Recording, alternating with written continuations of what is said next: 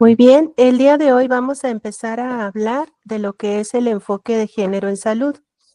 Mucho se ha hablado de lo que es la perspectiva de género, pero es muy importante que conozcamos el por qué es necesario hablar de este tema en medicina también.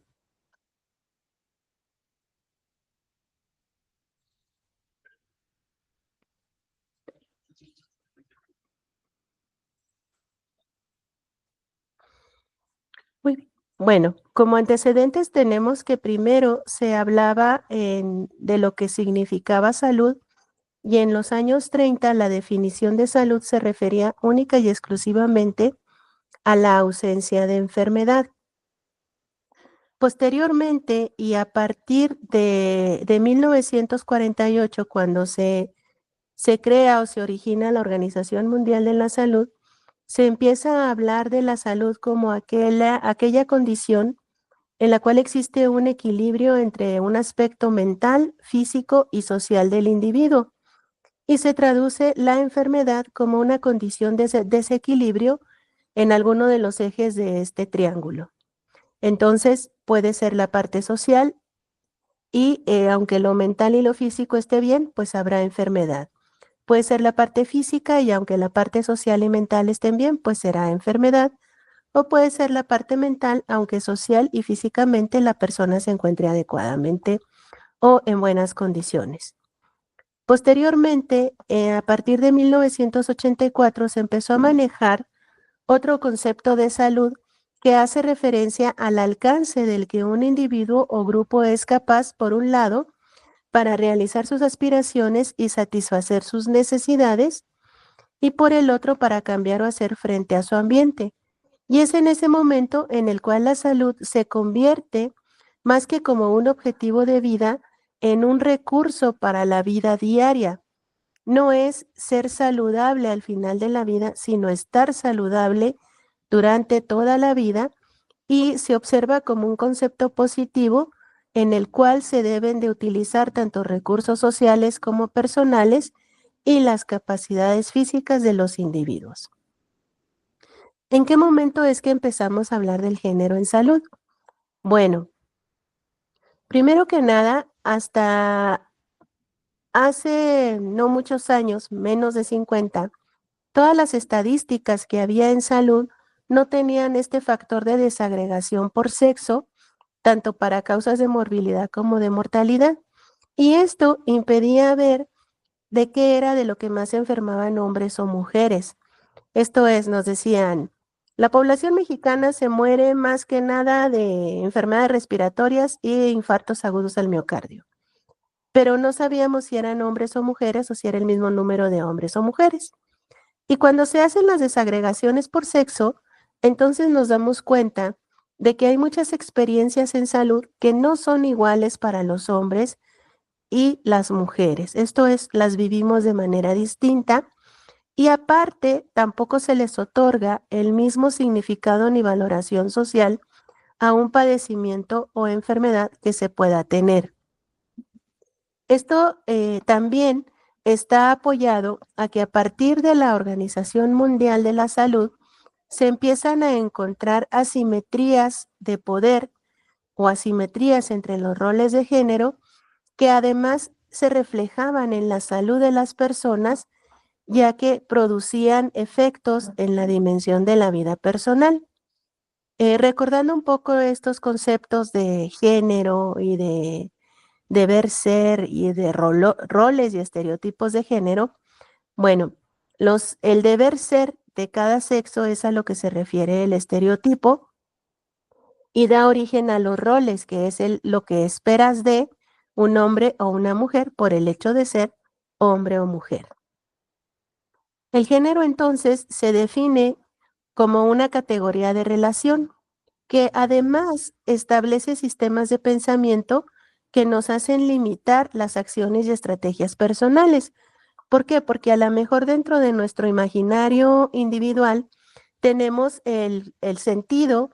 de que esto no lo puedo hacer porque es de hombres o ay, es que esto no lo puedo hacer porque es exclusivo de mujeres, ¿sí? Dentro de estos conflictos de rol de género, la Organización Mundial de la Salud nos mencionaba sobre todo que cuando nos damos cuenta de estas diferencias, en donde hay algo que yo quiero hacer, pero no lo puedo hacer porque soy mujer, o al revés, empiezan los conflictos de rol y de alguna manera afectan nuestra salud física, mental o social. A fin de cuentas, la resolución de este conflicto que yo puedo llegar a presentar por esta condición de pensar que no puedo hacerlo porque soy hombre o porque soy mujer, el resolverlo dependerá sobre todo de la flexibilidad o la rigidez de nuestras identidades de género o de que aceptemos que sí lo puedo hacer aunque me digan que no es así. También el origen de estos conflictos, sobre todo, existe en esta educación en género que se nos ha proporcionado y que todavía se sigue proporcionando en algunos lugares, en donde estos roles nos dicen el deber ser o lo que se espera por ser mujer o por ser hombre, o lo que yo espero de la persona que está frente a mí por el hecho de que es hombre o por el hecho de que es mujer, o lo que esta persona espera de mí por el hecho de que yo soy mujer o que soy hombre. Estos roles de género se definieron o establecieron que la mujer sobre todo tenía que vivir dentro de lo que es un rol reproductivo, dentro del espacio doméstico sin salir afuera, y que el trabajo que la mujer realiza al interior de la casa es un trabajo no remunerado y además no reconocido, y que sobre todo sus funciones son la de cuidar a las personas y estar al servicio de los miembros de la familia, ¿sí? Y esto establece también una relación de subordinación para con las personas con las que vive, siempre al servicio de ellos. En el caso del hombre, los roles establecen que él tiene un rol productivo en el cual es el que genera los bienes, entonces se mueve en el espacio público, su trabajo es reconocido y remunerado y tiene niveles de poder y responsabilidad que le permiten ejercer una autoridad o ejercicios de dominación sobre las personas que están al interior del espacio doméstico. Muy bien. Dentro de estos conflictos de rol de género también, la Organización Mundial de la Salud determinó desde 1984, empezó a darse cuenta que había una mayor autopercepción de peor salud por parte de las mujeres con relación a los hombres y con la desagregación por sexos que se empezó a realizar en cuanto a las enfermedades y padecimientos, la morbilidad y la mortalidad de las personas a nivel mundial, se dieron cuenta que había mayor cantidad de enfermedades físicas y mentales en las mujeres y además encontraron una relación directa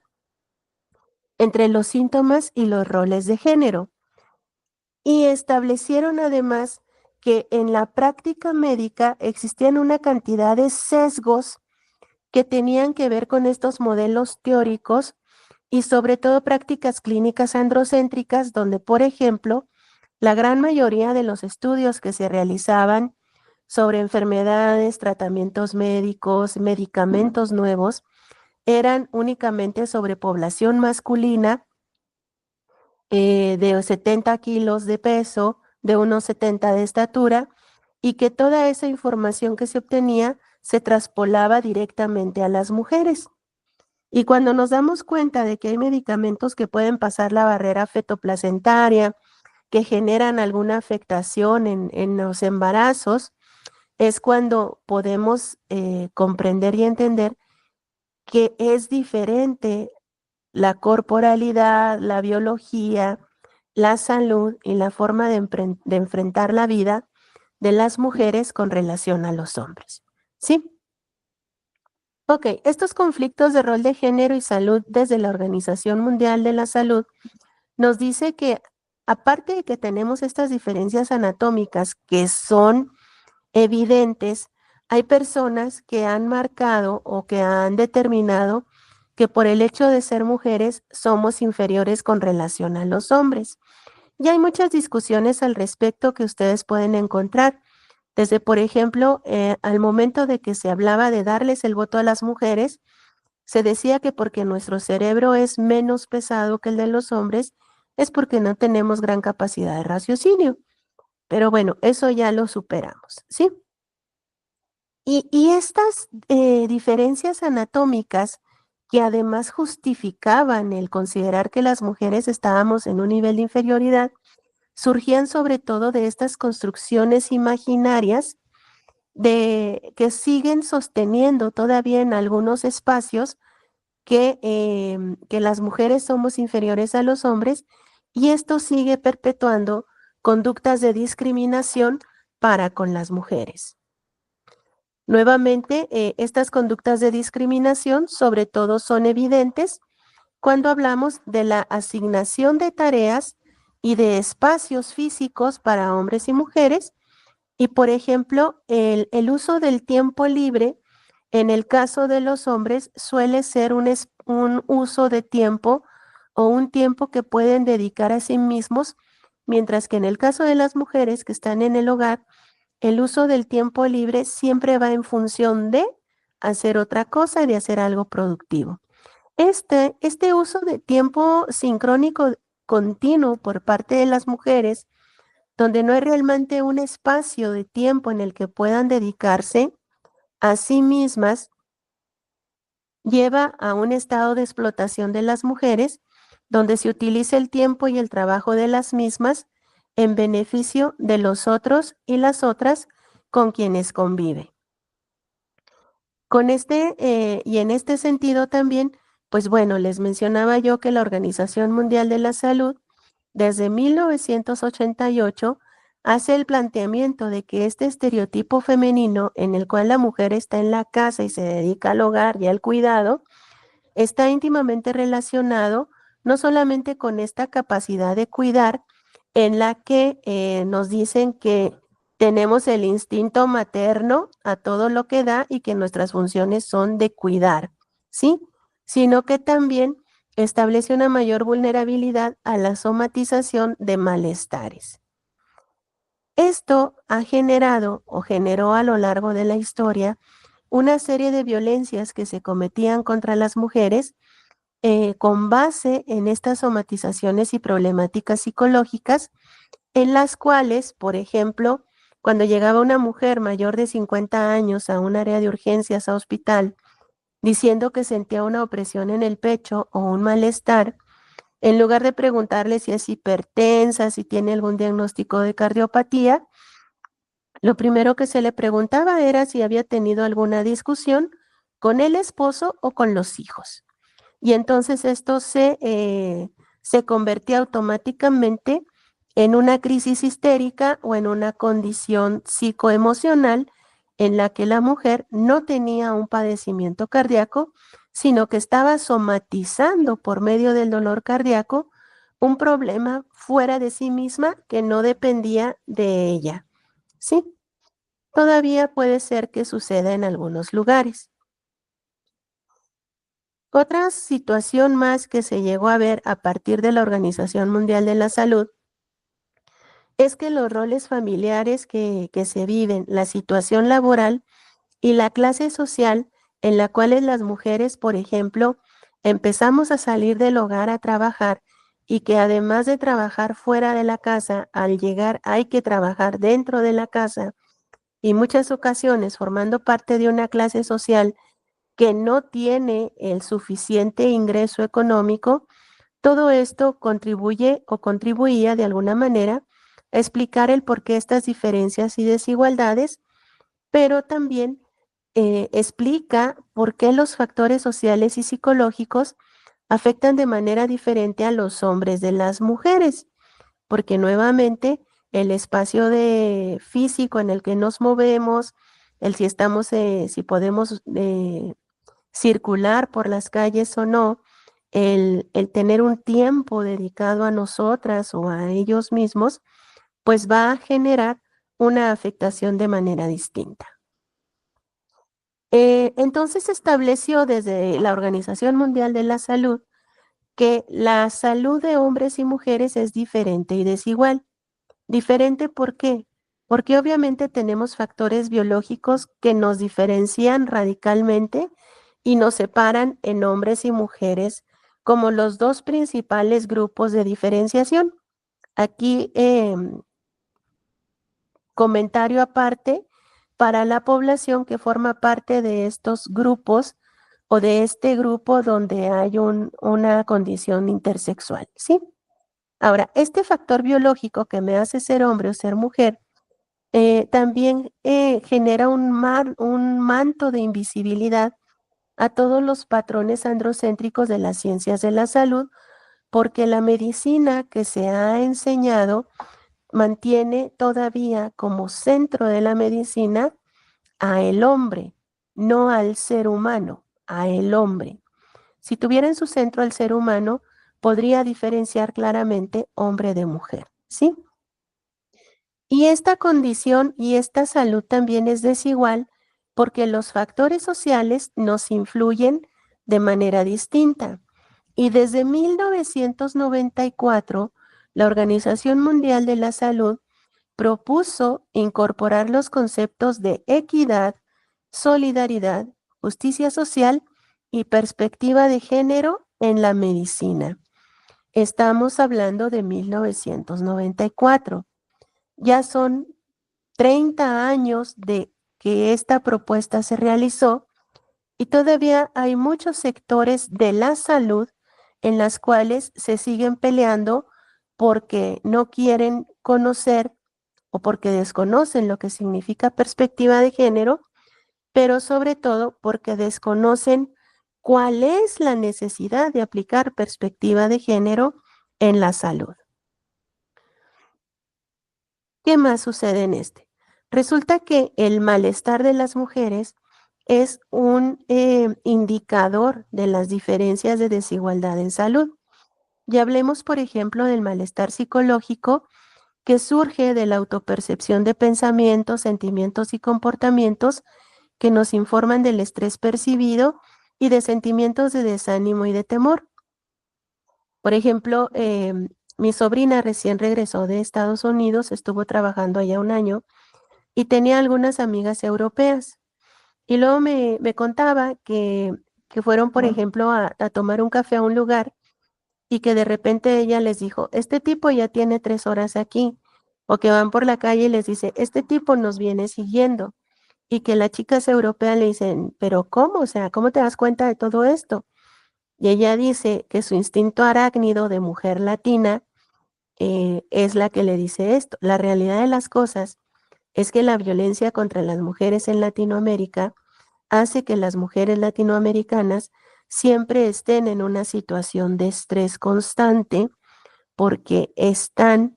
con el pendiente o siempre con las alertas porque el peligro puede venir de cualquier lugar, ¿sí?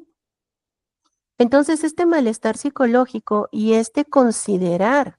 desde la perspectiva de género esta condición de vulnerabilidad que las mujeres sienten, pues genera ciertos sufrimientos psíquicos y emocionales que también llegan a ser parte de la experiencia vital de las mujeres y que las lleva a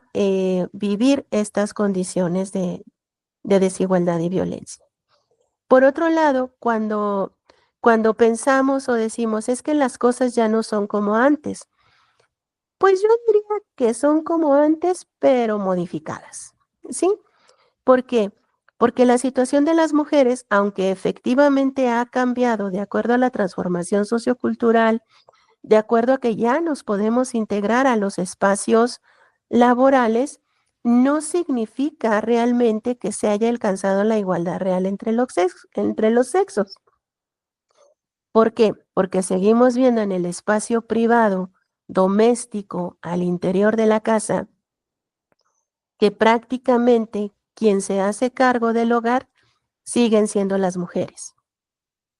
Lo que ha sucedido con esta salida de las mujeres al medio laboral es que surjan nuevas prescripciones que construyen nuevas cargas y discriminaciones, pero además lleva a que al considerar o ver a las mujeres fuera del hogar, fuera de esas 4 paredes que significan una casa, se les objetualiza y se tratan como objetos de consumo más que como sujetas de derechos, ¿sí? Este malestar de la salud o el malestar en las mujeres también se manifiesta sobre todo, y les decía, a partir de lo que es la cuestión del mundo doméstico y familiar. ¿Por qué? Porque sigue siendo exclusivo de las mujeres. Las mujeres son las que tienen que estar al pendiente de que la despensa esté surtida, está al pendiente de cuándo echar la ropa a lavar, está al pendiente de que comas a tus horas, de que los niños se bañen, en una gran cantidad de lugares. No digo que no existan hombres que ya se involucran en el cuidado de los hijos y las hijas, pero usualmente cuando lo mencionan dicen que le ayudan a su mujer o a su esposa. Y no se trata de ayuda, se trata de que es una responsabilidad compartida, ¿sí?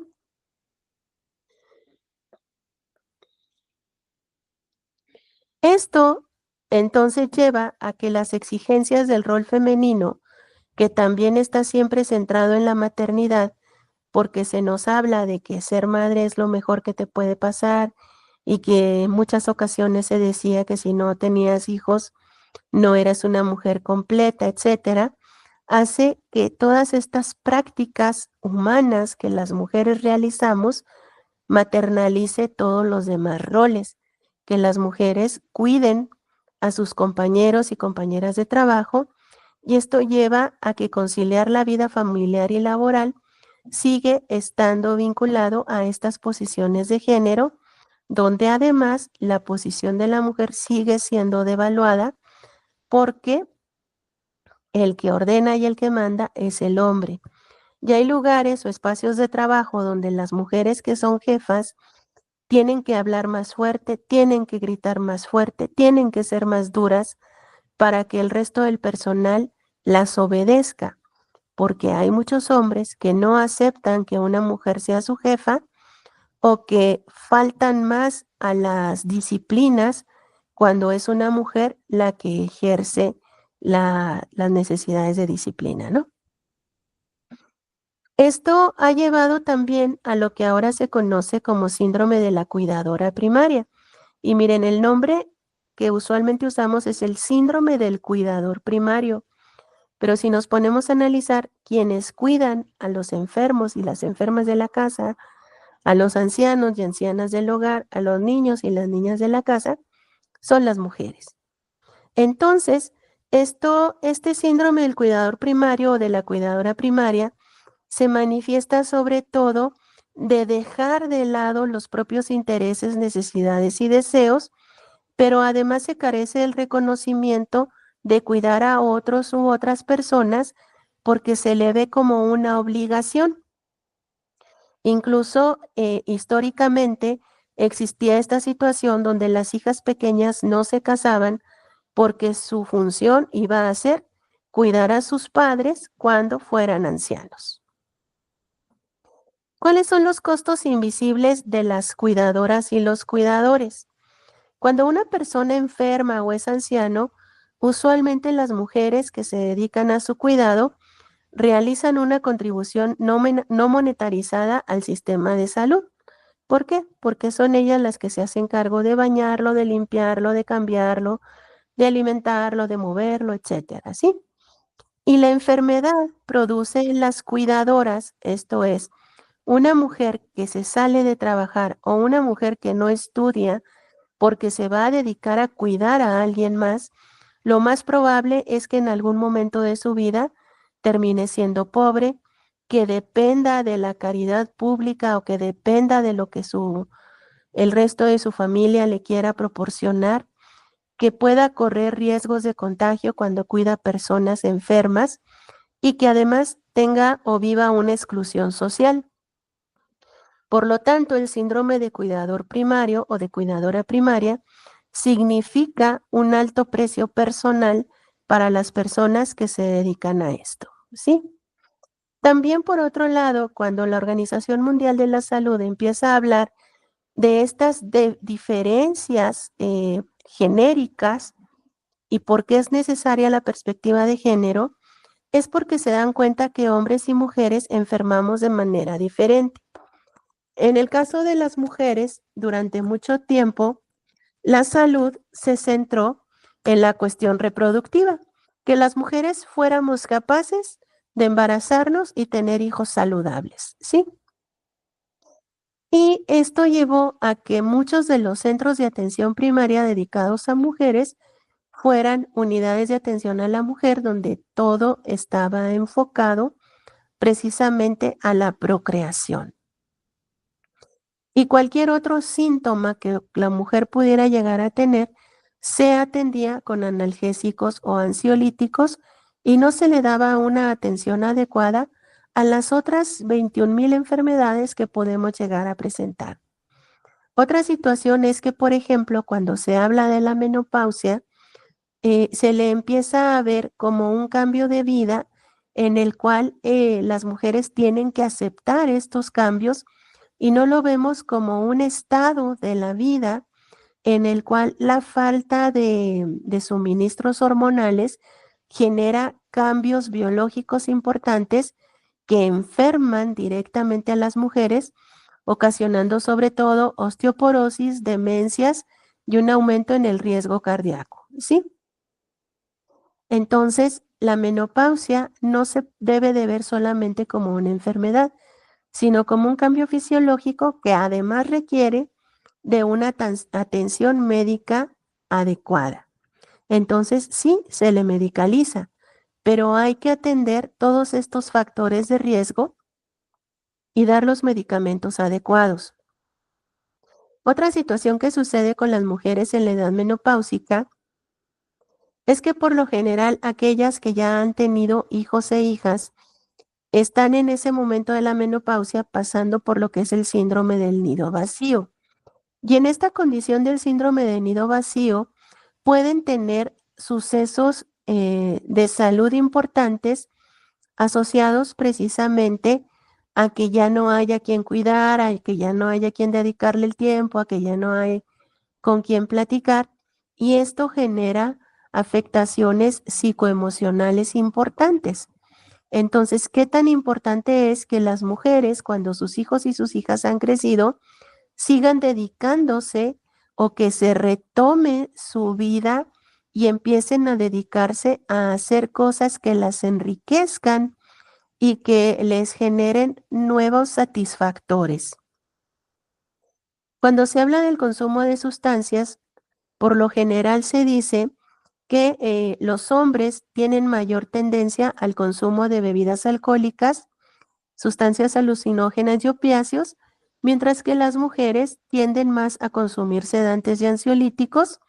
Y aquí el asunto es que estos sedantes y ansiolíticos usualmente llegan a las mujeres por la vía médica, ¿sí? Porque no se consiguen en la tiendita de la esquina, se consiguen por medio de una receta porque hay un diagnóstico referente a una afectación en la salud mental y esto implica que en lugar de buscar otras opciones para la atención de ansiedad, depresión, síndrome de estrés postraumático, etcétera, lo más sencillo y lo más fácil es darle sus pastas a la señora para que esté tranquila, ¿sí? Otra condición que tiene que ver más que nada con la cuestión de, de esta educación en género es que la depresión afecta 2 veces más a las mujeres que a los hombres y que esto hace que se convierta en un problema de salud pública porque dentro de la depresión puede tener síntomas de otras cosas, pero se los achacamos a la depresión y no se atienden adecuadamente estos padecimientos que las mujeres podamos llegar a tener. Con relación a los trastornos de ansiedad y la salud mental, también es más frecuente que se presenten estos trastornos en las mujeres y por lo general están asociados a ansiedad generalizada, crisis de angustia y agorafobia. Y también se asocia a trastornos somatiformes, que también pueden estar asociados o ahora se maneja que están asociados a condiciones de violencia en las cuales las cuestiones psicoemocionales luego son el resultado de una violencia psicológica. Con relación a los trastornos de conducta alimentaria, como pueden ser anorexia y bulimia nerviosa, estos también se desarrollan porque socialmente hablando, se nos establecen criterios estéticos de belleza y el que no logremos alcanzarlos transforma esta idealización y esta falta de logro en ansiedad y depresión y en problemas también de alimentación. Por otro lado, también es muy importante saber que la salud no es un favor, sino que es un derecho, y entonces las mujeres que pueden llegar a tener problemas para acceder a la salud porque son mujeres, porque no se ven con perspectiva de género, hay que atenderlas de manera adecuada, porque estas desigualdades de género no solamente se viven en el sector salud, sino que también se manifiestan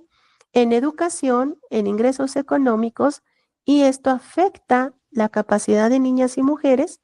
para acceder a la protección de la salud. Por otro lado, cuando vemos cómo se observa o cómo se percibe la salud masculina, usualmente los imperativos genéricos dicen que el hombre es autónomo, fuerte, independiente, que no se enferma para nada, que consigue sus objetivos y con el que siempre se puede contar. Entonces, no tiene derecho a enfermarse tampoco o no tiene derecho a quejarse y tampoco tiene cultura de acudir a sus chequeos médicos para prevenir ciertas enfermedades. Si hablamos de condiciones de infancia, tenemos que el maltrato y el descuido en la infancia es mucho más frecuente dentro de esta falta de visión de perspectiva de género, porque no nos damos cuenta de lo importante que es que en la primera infancia niños y niñas logren el óptimo desarrollo físico, social y emocional. Pero si emocionalmente a las niñas les decimos que lloren y a los niños les decimos que no lloren porque los niños no lloran, obviamente vamos a tener adultos incompletos o disfuncionales emocionalmente porque no son capaces de enfrentar sus emociones. Entonces, esto es algo muy importante porque si tienen un buen crecimiento en la infancia, un buen manejo y un buen aprendizaje de la situación emocional, podremos tener adultos y adultas más saludables y que además se hagan cargo de sus emociones. Con relación a adolescentes, tenemos que en la adolescencia se pueden realizar algunos comportamientos potencialmente nocivos, como el inicio de relaciones sexuales, consumo de tabaco y alcohol, caer en estados de mala alimentación, cero actividad física por estar siempre con el celular. Y esto también, perdón, esto también tiene una afectación en su salud a futuro. ¿Qué sucede con la adolescencia? Este grupo etario a veces no sabemos a dónde enviarlos a consulta. Ya no los ve pediatría, pero tampoco los ve adecuadamente medicina familiar, porque siguen estando en esta edad de la adolescencia. Existe una norma oficial mexicana para la atención de la población del grupo etario de 10 a 19 años de edad, que es la norma 047, y esta es una respuesta a esta condición, pero además es muy importante aclarar y determinar con expertos en salud infantil y de adolescentes, como sería pediatría, qué tipo de atención se le debe de dar, porque aunque empiecen a tener relaciones sexuales, pues teóricamente, biológicamente hablando, no están totalmente ni emocionalmente maduros para convertirse en padres. Y seguimos teniendo altos índices de embarazos adolescentes en nuestro estado y esto pues afecta también la salud de la población en general. Y bueno, con esta diapositiva terminamos el día de hoy con esta pequeña plática sobre por qué es importante la perspectiva de género en la medicina. Gracias por su tiempo y estamos al pendiente para vernos en la siguiente.